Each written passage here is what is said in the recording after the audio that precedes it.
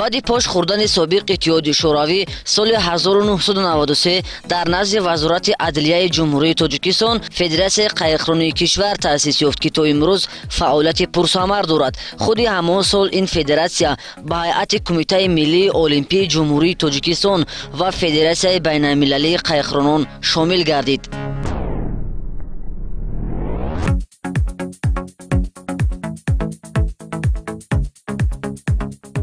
Федератсия соли 2007 аз қайди давлатӣ дуюмбора гузашт ва соли 2015 бо сабаби тағйиротҳои оинномавӣ таҳти рақами 590 б дар вазорати адлияи ҷумҳурии тоҷикистон ба қайд гирифта шуд.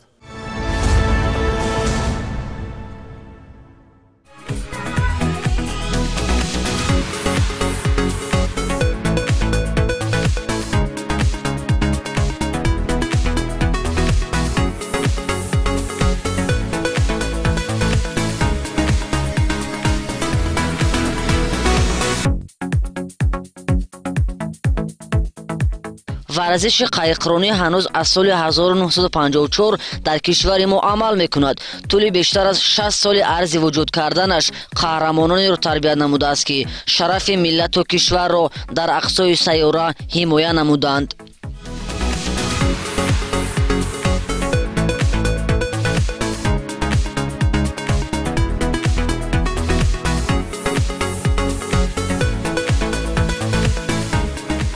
аввалин устодоне ки ба ин ҷо омаданд ва машқ карданд, ҳам варзишгар, ҳам устод Кулул Курбанович ва Саидмурод Тағоев ин ду нафар буданд. баъдан соли 1956 Иброҳим Ҳасанов ба варзиши қайиқронӣ омад ва аз ин ҷо ин қайиқронӣ дар Тоҷикистон рушд кард ва баъдан бисёр варзишгарони номид дар сатҳи ҷаҳонӣ ва олимпӣ ба воя расонд.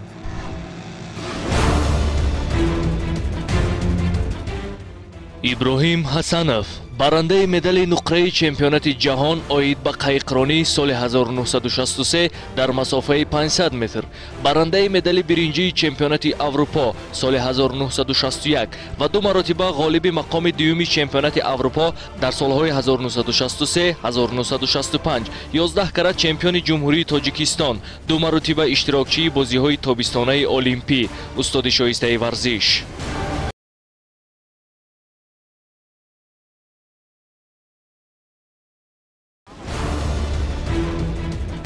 феълан дар ҷумҳурии қайиқронӣ дар вилояти Суғд, ноҳияҳои Вахшу Муминобод ва шаҳри Душанбе фаъолият мекунад ки шумораи умумии қайиқронон дар кишвар то 150 нафарро ташкил мекунад.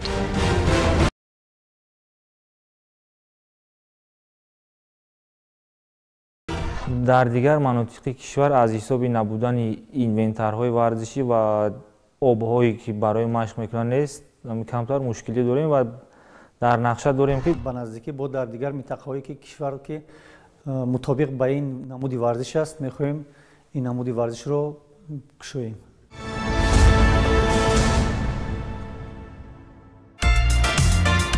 солҳо мегузаранд, зиндагӣ маҷрои худро дигар месозад, ҳама чиз нав мешавад, асрҳо нав мешаванд, инсоният насли нав ба дунё меорад, ҳаёт моро дунболи худ мебарад, аммо умед доштан, завқманд будан, муҳаббат варзидан моро пирӯз месозад. варзиш тӯли таърих дар ҳама қарнҳо дӯстдорону қаҳрамонони худро тарбият мекунад. Шаҳрёр Даминов имрӯз идомабахши қаҳрамониҳои устодони қайиқронӣ чун Иброҳим Ҳасанов мебошад.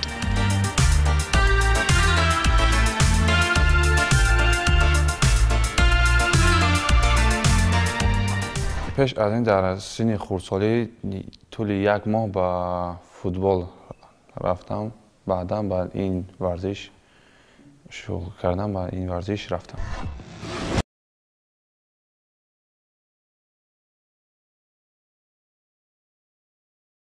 Шаҳрёр Даминов яке аз қайиқронони фаъол дар федератсия дониста мешавад.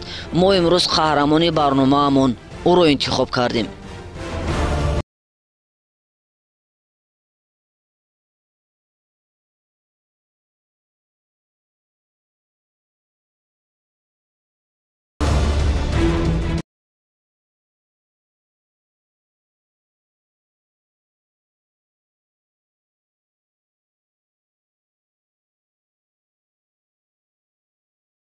Приёр Даминов, чемпиони Осиё, оид ба қайқронӣ соли 2015, чемпиони бисёркаратаи Тоҷикистон, устоди варзиши дараҷаи байналмилалӣ оид ба қайқронӣ.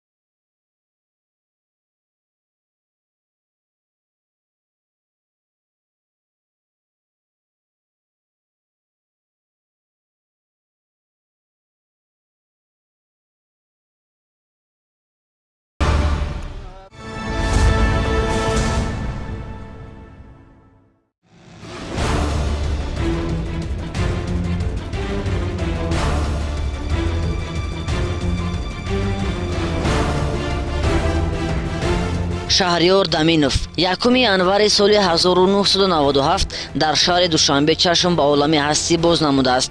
Хатм кардаи мактаби рақами 60 пойтахт ва айни замон донишҷӯи соли 2 факултаи варзиш бо ихтисоси шиноварии донишкадаи тарбияи ҷисмонӣ ба номи Саидмуъмин Раҳимов мебошад.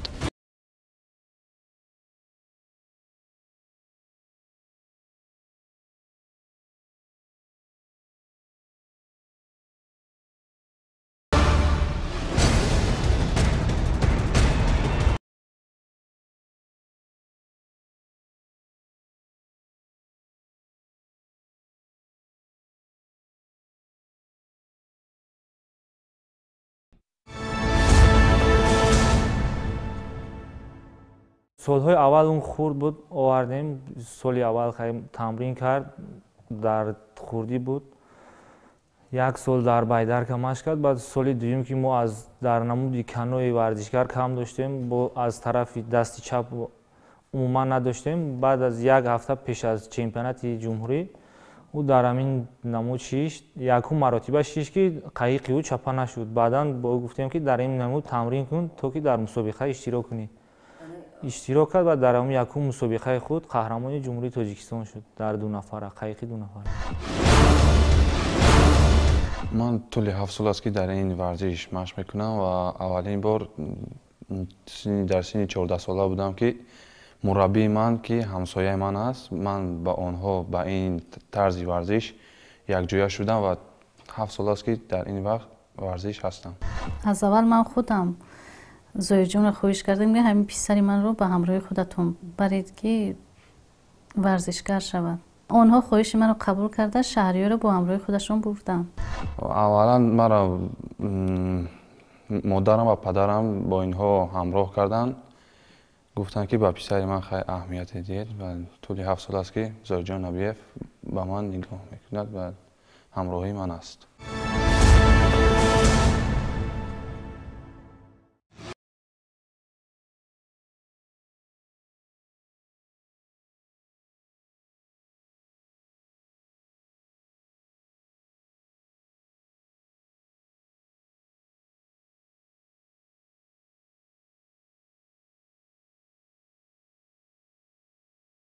волидайнаш талошу хоҳиши ӯро дида аз ҳамсояашон Зоир Набиев хоҳиш карданд ки шаҳриёрро низ дар ин ришта тарбият намояд.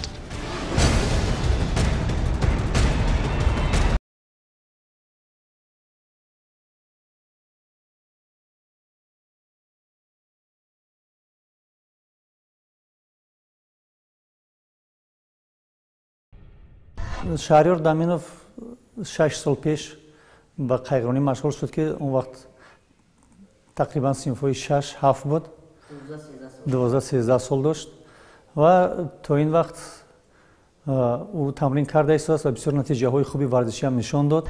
ман дар аввал дар байдарка тамрин мекардам, баъдан тӯли 1 ҳафта ки тамринро дар канои гузаштам, дар тӯли 1 ҳафта чемпиони ҷумҳурии Тоҷикистон гаштам дар қайиқи 2 нафара. ин ки соли 2011 буд.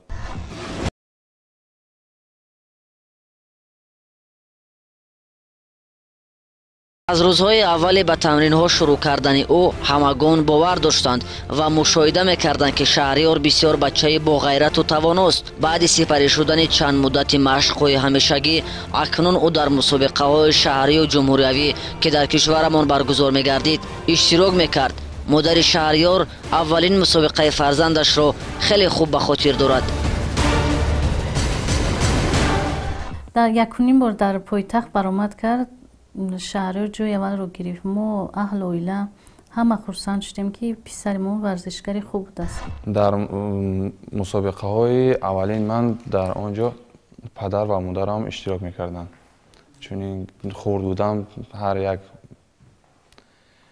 падар модар мехоҳад бинад чӣ хел писари худ ё ин ки духтари худ ба воя мерасад. вақте ки Шаҳриёрро медидем ки қайғронӣ мекард, гуфтем Шаҳриёр эҳтиёт кун худатро ки дар об нағалтӣ. мегуфт очаҷон шумо ташвиш накашед, ман ҳамаиро омӯхтагӣ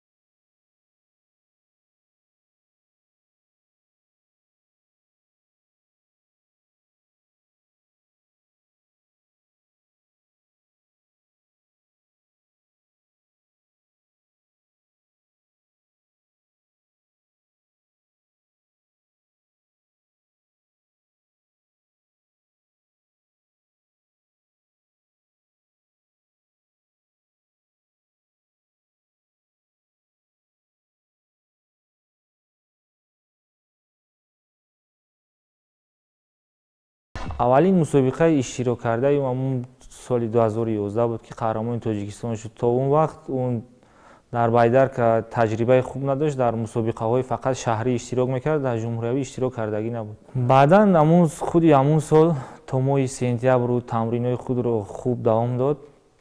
баъд аз қаҳрамон шудан ба чемпионати Осиё рафтем ки дар он ҷо дар синну соли худаш ба даври ниҳоӣ баромад. баъдан соли 2012 дар чемпионати ҷаҳон дар то 18 сола баромад кард. 2013 ҳам бошад дар чанд мусобиқаҳои байналмилалӣ баромад кард ки баъдан дар чемпионати Осиё байни ҷавонони то 18 сола сазовори ҷои сеюм шуд. ӯ дар ин мусобиқа пеш аз ин ки ҷои сеюм гирад, 5 маротиба ҷои чорумро гирифт дар 5 масофаи дигар ки он охирон масофаи худ буд. мо ба ӯ гуфтем боварӣ дорем ки ту дар ин масофа агар ҳамаи қувваи худро сарф кунӣ, иншоалло ки сазовори ҳамин медал мегардӣ. рақибони ман аз вилояти Суғ ва аз ноҳияи Вахш буданд.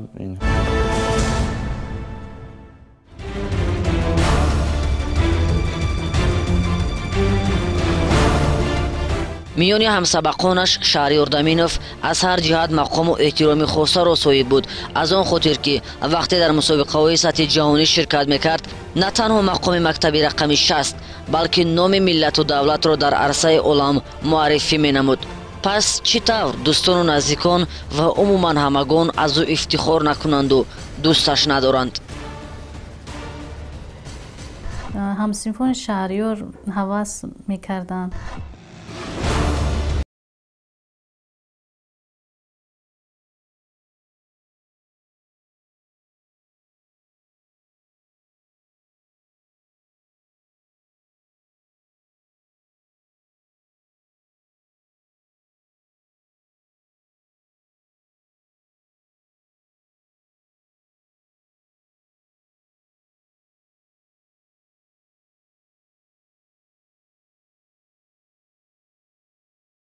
дар тамринҳо сари вақт меояд ягон мушкилиам пеш биёяд ва ба назар намегирад, аҳамият надода ба онҳо ҳамаи мушкилиҳоро пушти сар карда машқ мекунад.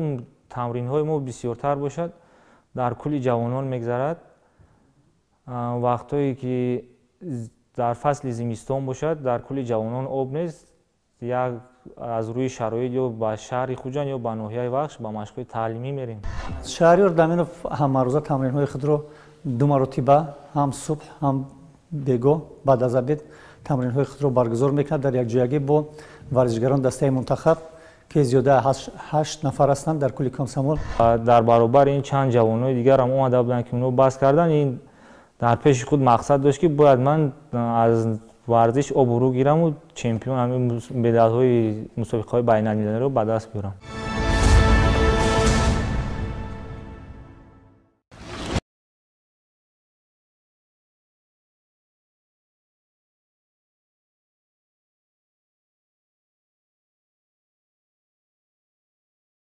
соли 2013 дар чемпионати осиё ки дар шаҳри самарқанд баргузор шуд, шаҳриёр низ ширкат намуд ва медали биринҷиро ба даст овард.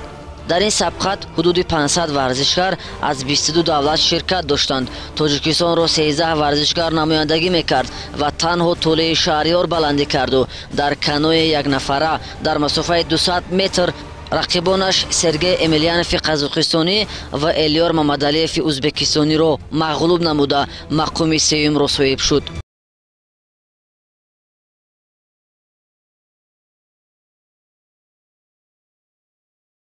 соли 2013 дар ҳамин кул дар ҳамин самарқанд ки гузашт мусобиқа, дар онҷо чемпионати осиё буд ки дар масофаи 200 метр ҷои сеюмро ишғол намудам.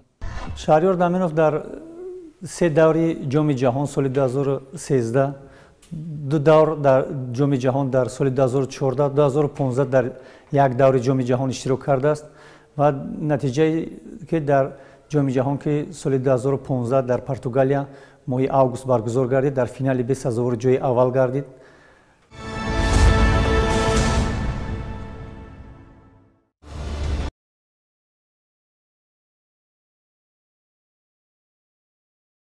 рақибони мо дар аксари мусобиқаҳои сатҳи ҷаҳонӣ аз ин намуди варзиш ҷумҳурии халқии Хитой, Ӯзбекистон, Қазоқистон, Олмон, Маҷористон, Беларусия ва дигар кишварҳо мебошанд.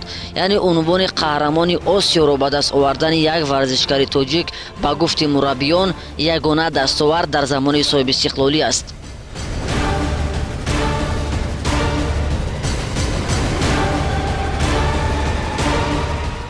ду медале ки аз чемпионати осиё дорем мо дар даврони истиқлолият, ин ҳар ду медалҳоро шаҳриёр ба даст овардааст.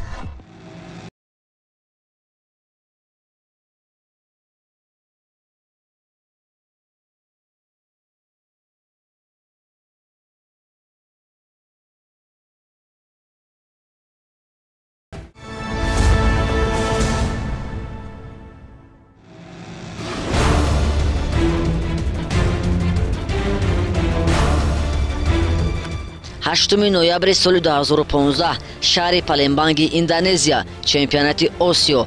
Шаҳриёр Даминов дар ҳайати дастаи мунтахаби қайиқронии Тоҷикистон ширкат дошт ва аз намуди қайиқронии каноe якнафара байни ҷавонон дар масофаи 200 метр мақоми аввалро соҳиб шуд ва медали тиллои мусобиқаро ба гардан овехт.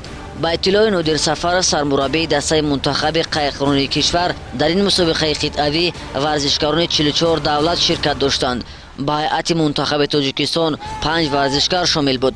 танҳо ба Шаҳриёр Даминов, қайиқрони ҷавону лоиққадмандӣ мо муяссар гардид ки бо дастовези арзанда, яъне медали тилло ба ватан баргардад.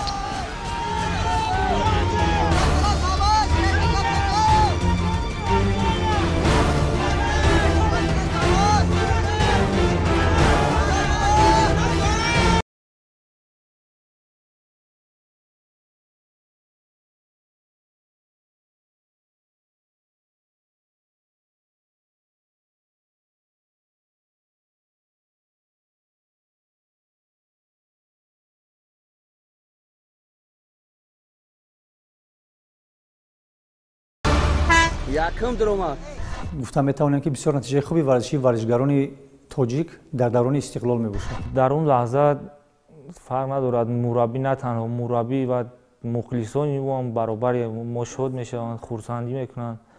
он хурсандие ки дар он лаҳза мешавад, дар ин баъд аз он ва эҳсос карда намешавад, гуфта намешавад он эҳсосотро. бештар дӯстони ман ҳам синфони ман бисёр боварӣ доштанд ки ту метавонӣ ва дастгирии хуб карданд ва мураббии манам Зориҷон Набиев, Нодир Сафаров бо ҳамроҳи ман буданд. роҳан бисёр боварӣ доштанд ки ман ҷои аввалро ишғол менамоям ва дастгирии ҳаминҳо аст ки ман نایل چمپیونی آسیا گشتم. از شنیدن این خبر خوش و دستاورد بی‌نظیر پسر، مادر شهریار به قول در لباسش نمی‌غنجید، به اندازه شاد بود و خرسندی میکرد. نه تنها مادر، بلکه همگان از پیروزی یک ورزشکار تاجیک تبر شادی میزدند و افتخار میکردند.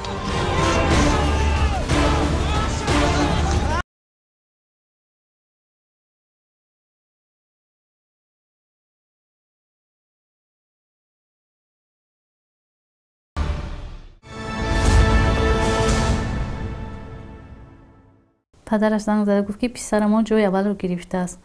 من رو باوریم ناومده خونه همسایه رفتم که در همسایگی من مربی و زوی جون زندگی میکند.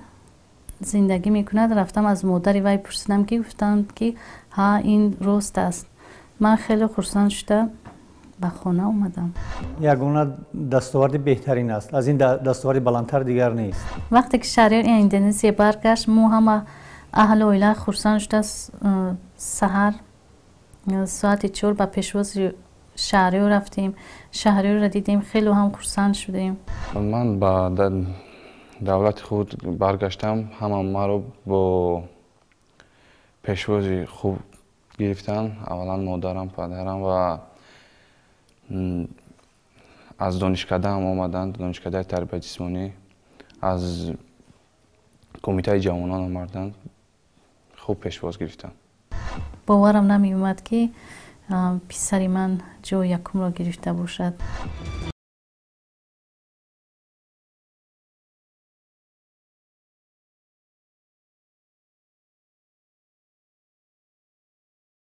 زمانی که شهریار چمپیون آسیا شد و پرچم دولتی از نام او بلند برداشته شد و سرود ملی میان چندین کشورها صدا داد، دیگر ذوقمندان و مخلصان این نماد ورزش در جمهوری به مراتب زیاد شدند. یعنی همه این موفقیت و پیروزی شهریار را مربیش ظاهر در مشق‌های طولانی و به گفته‌های مربیان گوش انداختن او می‌داند. البته موفقیت همه ورزشکار از مهنت و زحمت همیشگی است.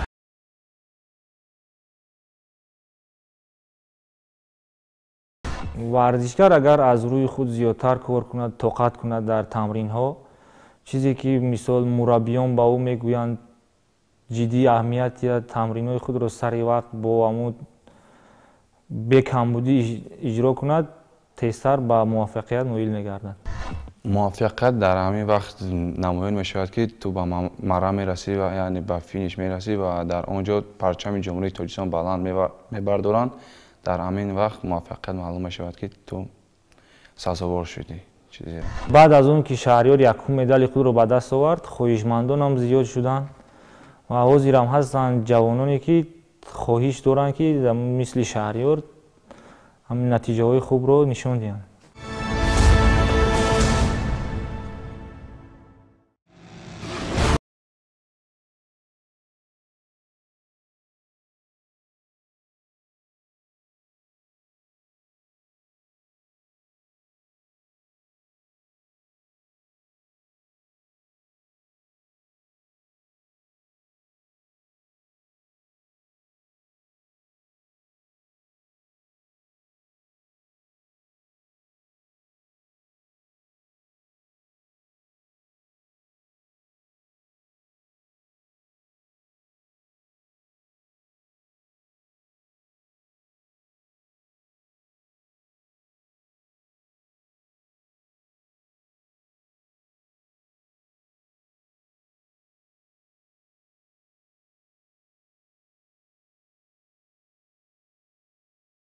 سلامتی خوب داد، بعداً آب برو داد.